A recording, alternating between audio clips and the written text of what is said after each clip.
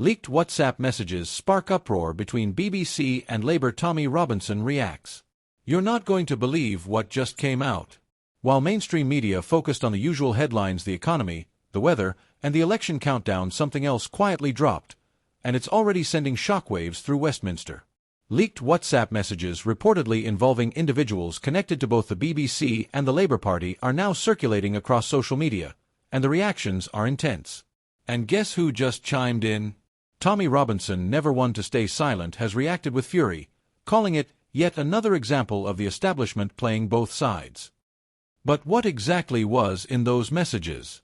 And why are people calling this a potential game-changer ahead of the next general election? Let's break it down. The leak first appeared on a lesser-known political blog late Sunday night. Screenshots heavily redacted showed conversations that allegedly included political staffers and unnamed BBC insiders. The topic? Media strategy. At first glance, it might seem like standard political chatter, until you read between the lines. One line, now going viral, reads, "We can't have him on not before the reshuffle." The context? Unknown. The subject? Speculated to be a controversial Labour figure or possibly someone from an opposing party who posed a PR threat. But here's what sparked real anger: the apparent suggestion that coverage decisions were being timed or even coordinated with political events. To many, it feeds into a long-standing suspicion that the BBC, despite its chartered impartiality, may be operating with a quiet bias. The Labour Party hasn't issued a formal statement yet, but inside sources are already distancing the leadership from the leak.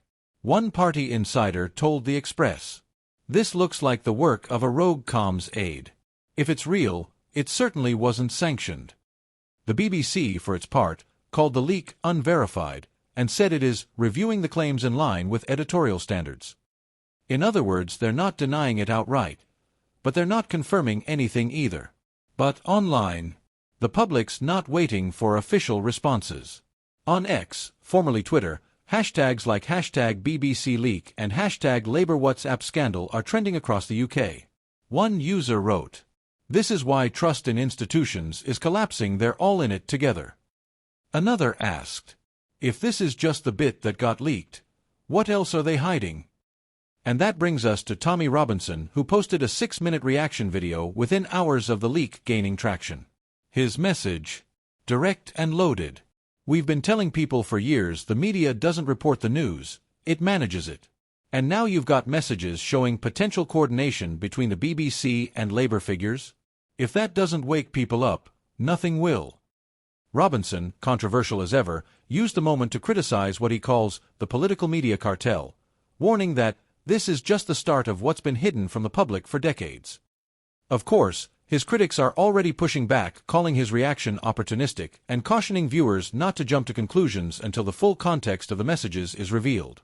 Political commentators are also weighing in.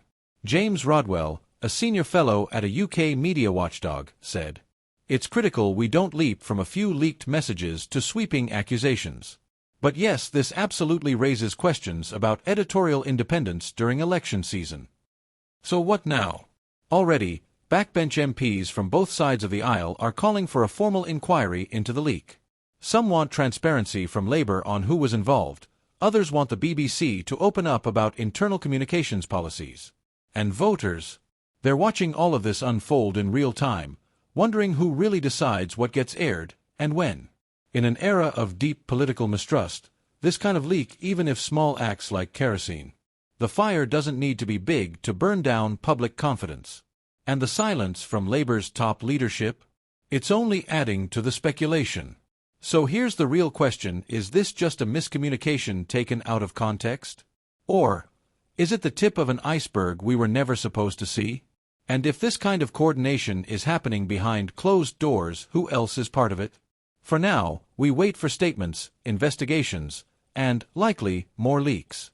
But one thing is already clear: public patience is wearing thin, and trust in both the media and political parties continues to erode. And the question remains, if this is just the beginning, how much deeper does it go? Stay tuned. This story isn't over.